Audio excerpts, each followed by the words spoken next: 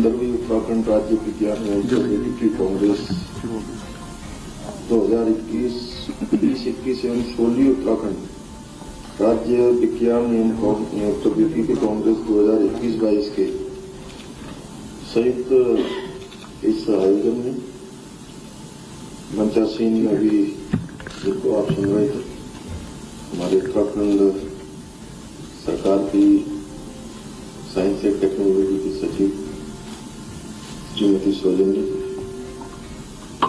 ये पोस्ट के director Shri doctor Rajendra Gopal ji, CSIR IHBT से आए डॉक्टर संजय कुमार जी डायरेक्टर, और जिस कैंपस में आज ये कार्यक्रम हो रहा है,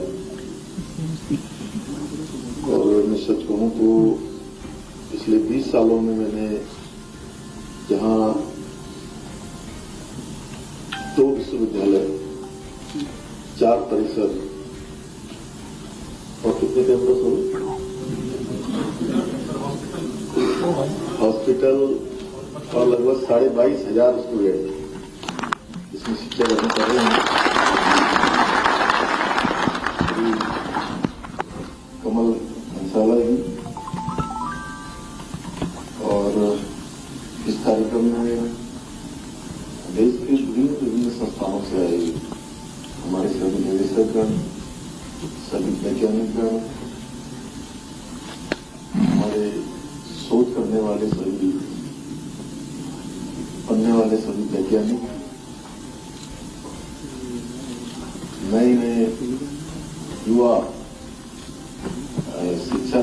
शिक्षार्थी और शोधार्थी और सभी आए हुए हमारे अतिथिगण, मैं सबसे पहले तो आप सभी को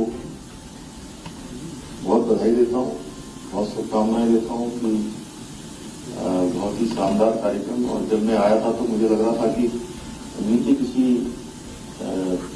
हॉल में या कहीं पर नीचे कार्यक्रम हो रहा होगा, लेकिन जहां मैं देख रहा हूं बिल्कुल एकदम पिन ड्रॉप साइलेंट, और सारे के सारे लोग इतने विद्वान। सौजन्य जी को फटाफट बोल रही हूं अपना भाषण में, और जब इतने सारे विद्वान बैठे हों क्यों नहीं काफी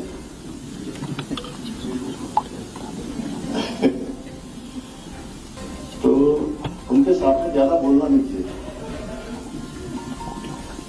क्योंकि मैं लंबे समय से, शायद मैंने 10 साल तक विश्वविद्यालय में पढ़ाई करी है। मैं लखनऊ विश्वविद्यालय का स्टूडेंट रहा हूं,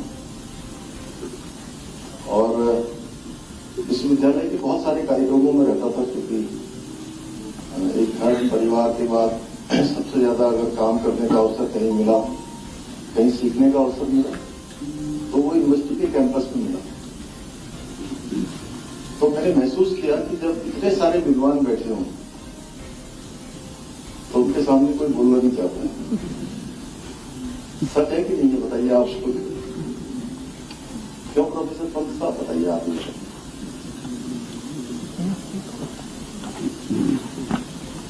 लेकिन फिर भी आप सब लोगों ने बुलाया है,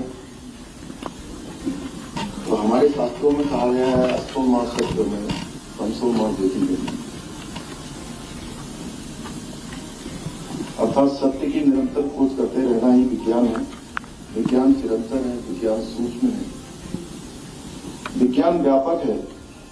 और जब दुनिया के लोग ज्ञान विज्ञान के बारे में नहीं जानते थे, तब हमारे देश में पुष्पक विमान के बारे में वाल्मीकि जी ने जो है उस समय लिख दिया। महाभारत जब शुरू हुआ, मैं थोड़ा इससे अलग बोल रहा हूं, उचित चल रहा है। तो जब महाभारत हुआ तो महाभारत में एक अस्त्र आया था, ब्रह्मास्त्र।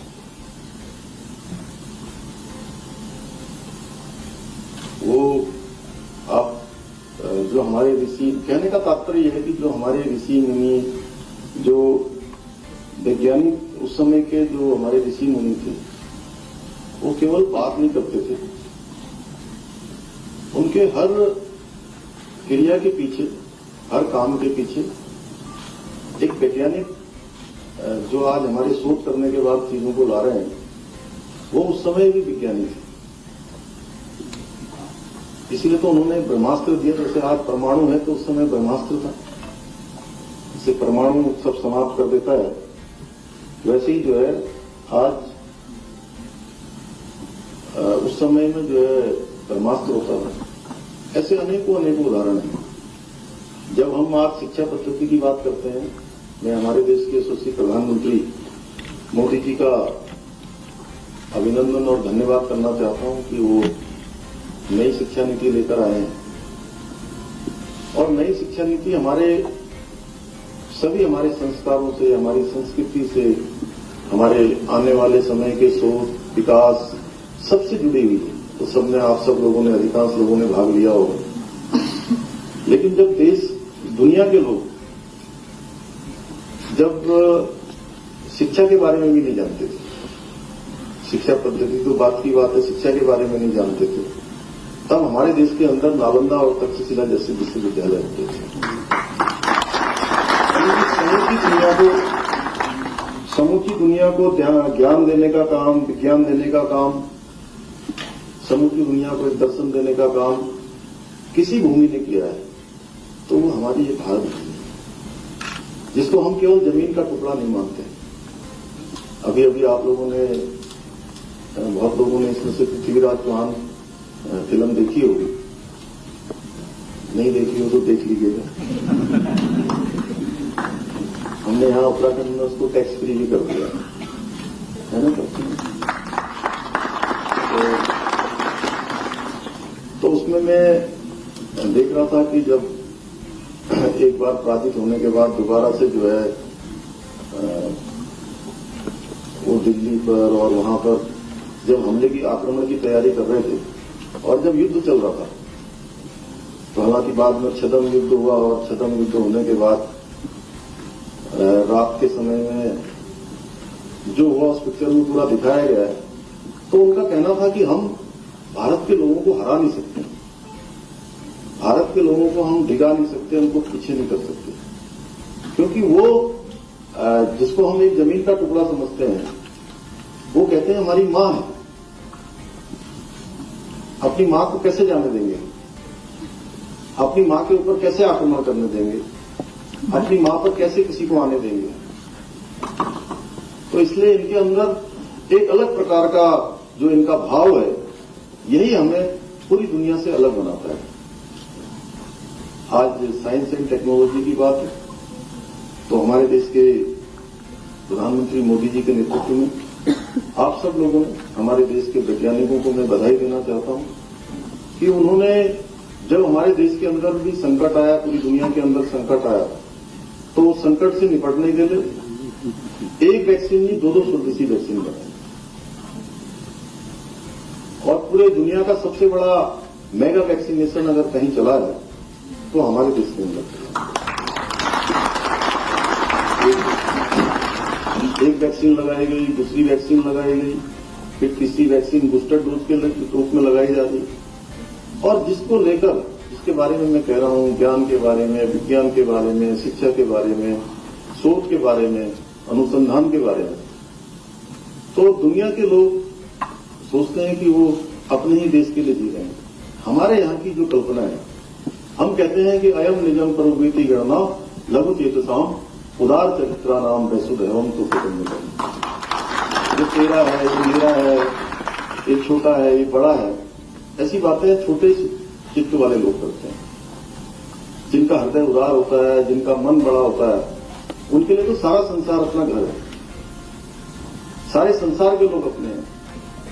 और इस मूल भावना को हमारे देश के यशस्वी प्रधानमंत्री मोदी जी के नेतृत्व में भारतवर्ष में जो हमारी संस्कृति रही है, सनातन संस्कृति, जो पहले भी थी, अब भी है और आगे भी रहेगी, जो न नई है न पुरानी है, नई भी नहीं है, पुरानी भी नहीं है, जो हमेशा थी, हमेशा है और हमेशा रहेगी, ऐसी संस्कृति की पहचान दी जब दुनिया के अनेकों देशों को जो वैक्सीन भारत के लिए बनाई गई, जो हमारे देशवासियों के लिए बनाई गई, उस वैक्सीन को दुनिया के दूसरे देशों को भी देने का काम किया। आज कोई क्षेत्र हो, पूरी दुनिया हमारे देश का लोहा मान रही है। भारत का मान सम्मान और स्वाभिमान पूरी दुनिया के अंदर बढ़ रहा है।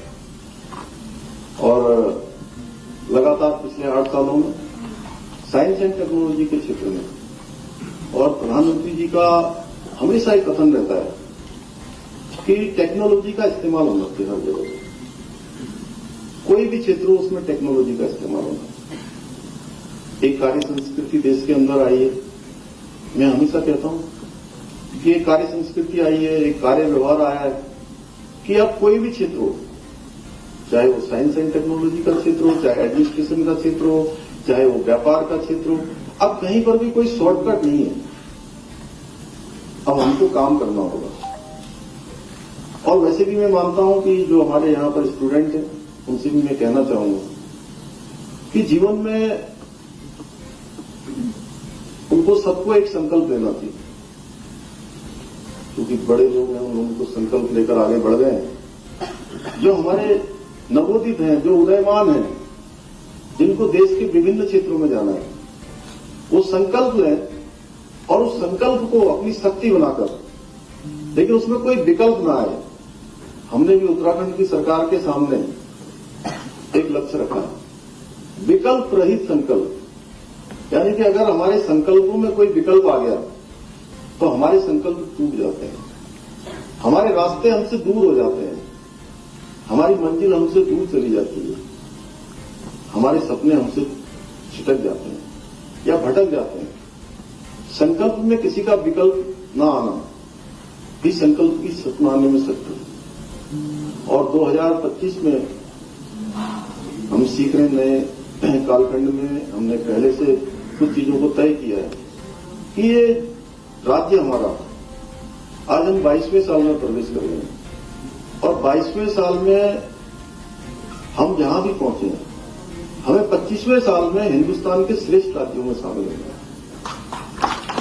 और इसके लिए हम लगातार काम कर रहे हैं।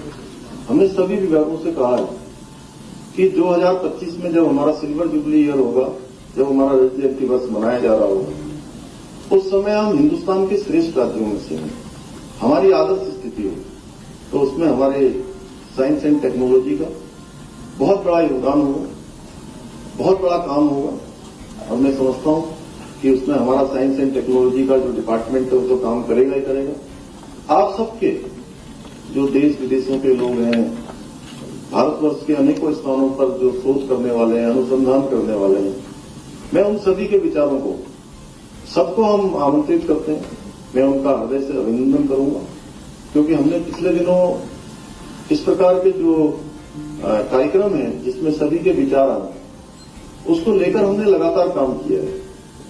और विचारों की श्रृंखला बोधिसत्व के नाम से हमने प्रारंभ किया है, जिसमें हम 5 ऐसे विचारों की श्रृंखला आयोजित कर चुके हैं, जिसमें भारत सरकार के हमारे प्रमुख जो वैज्ञानिक हैं, सलाहकार हैं, विभिन्न संस्थानों में काम करने वाले अनुभवी विशेषज्ञ हैं, नीति आयोग के लोग हैं, और जिन्होंने पर्यावरण के क्षेत्र में, समाज के क्षेत्र में, अनेकों एडमिनिस्ट्रेशन के क्षेत्र में जिन्होंने अपनी विशिष्टताएं प्राप्त की हैं, जिन्होंने अपने अनुभव प्राप्त किए हैं, उन सबके विचार लेकर हम चाहते हैं कि उनके विचारों को लेकर हम आगे बढ़ें।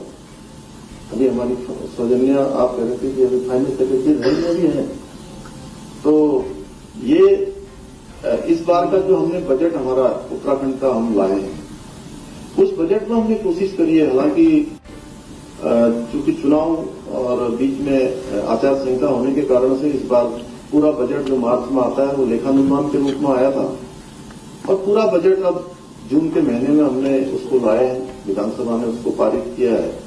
तो उसमें भी हमने कोशिश करी कि सबकी जन सहभागिता से, सबके विचारों से, सबके संवाद से उस बजट को बनाया जाए, और बजट हमारे समाज के अंतिम छोर में खड़े हुए लोगों को, खड़े हुए व्यक्तियों को कोई न कोई उनके जीवन को आगे बढ़ाने में सहायक सिद्ध हो, राज्य को आगे बढ़ाने में सहायक हो।